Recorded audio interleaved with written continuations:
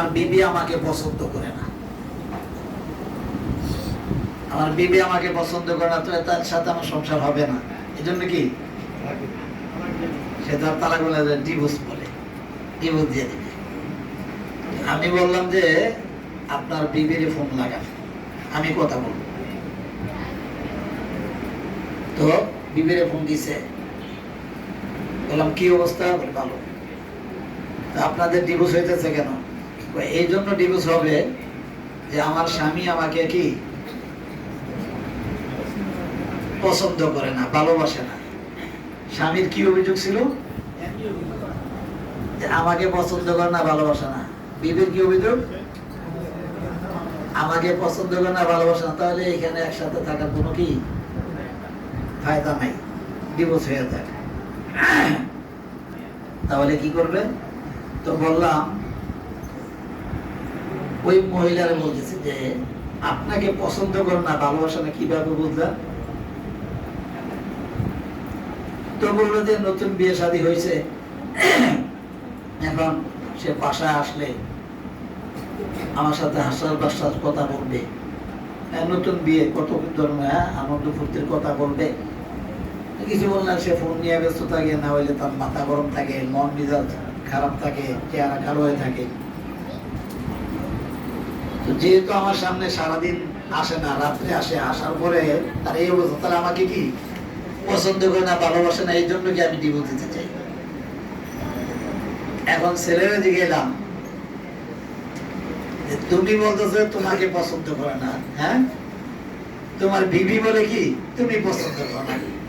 ছেলে বলে যে বাসায় গেলে আমি তো কোটি কোটি টাকার মালিক, কোটি কোটি টাকা ঋণ নিয়ে রাখছি, ঋণের বোঝায় সারাদিন এই পাওনাদার ওই পাওনাদার, এই সেই কোটি কোটি টাকা, শিল্পপতি, কোটি কোটি টাকা ঋণের বোঝায় বাসা আসলে ফোনের ঠেলায় আমার মন মানসিকতা কি ঠিক থাকে না, হ্যাঁ, সবসময় মাথা হ্যাং হয়ে থাকে।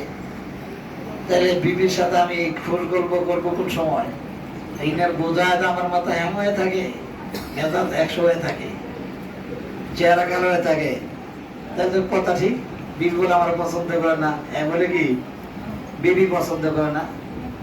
আমি বললাম যে একটা আমল নিয়ে যান, 1 মাস ধৈর্য ধরেন, 1 মাস পরে ডিভোর্স দিয়ে। কি বলছি বলেন দিই? 1 মাস পরে আপনাদের ডিভোর্স হবে, কিন্তু 1 মাস এই আমলটা করেন, এই সুন্নতের এই একটা সুন্নত আদায় করেন। কি? আপনি যা কিছু করেন না করেন, বাইরে থেকে আসার পরে ঘরে প্রবেশ করবেন, সালাম দিয়ে প্রবেশ করবেন। সুবহানাল্লাহ বলেন। আরো বলেন সুবহানাল্লাহ। কি আমল দিলাম? সালাম দিয়ে প্রবেশ করবেন। আর ওই লোকের বিবিরে বললাম যে আপনার স্বামী যখন ঘরে আসে, আপনি কাজের বুয়া দিয়া গেট খুলবেন না, অমুক অমুক দিয়া গেট খুলাবেন না, আপনি নিজে গেট খুলবেন।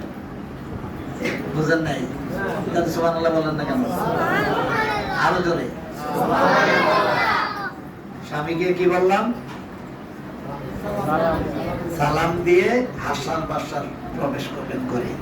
আর বিবিরে বললাম যে স্বামী যখন আসে নিজে কি দরজা খুলবেন, হাসান বাসার অবস্থায় কি খুশি মনে স্বামী আসছে, হ্যাঁ, ওইভাবে কি স্বামীকে বারণ করবেন, খুশি মনে হাসি দিয়ে, মুচকি হাসি দিয়ে, হ্যাঁ, গেট খুলবেন। তো শান্তি শুরু হয়েছে কি না? শান্তি কিভাবে শুরু হইল? কিভাবে শুরু হইল শান্তি? শান্তি কিভাবে শুরু হইল? সালাম অর্থ কি? আসসালামু আলাইকুম, আল্লাহ তাআলা আপনার উপর শান্তি কি বর্ষিত করুন। ওয়া রাহমাতুল্লাহ, সাথে কি আল্লাহ তাআলার রহমত, ওয়া বারাকাতুহু, এবং বরকত। শান্তি, রহমত, বরকত নিয়ে দেশে ঢুকলো করে, তাহলে এখানে আর ঝামেলা হবে? বিবি কি বললো? ওয়ালাইকুম আসসালাম, স্বামী তোমার উপর শান্তি বর্ষিত, ওয়া রাহমাতুল্লাহ, আল্লাহ তাআলার রহমত বর্ষিত, ওয়া বারাকাতুহু, বরকত বর্ষিত। তাহলে শান্তি, রহমত, বরকত সব পাইতেছে দুইজন হইতে, তাহলে এখানে আর ঝামেলা হবে? হ্যাঁ। আর যখন বিবি দরজা খুলে দিবে হাসি দিয়া, স্বামী যত মাথা ব্যথা থাকবো, যতই খারাপ শরীর কি, হ্যাঁ, মন কি, মন কি খুশি হয়ে যাবে।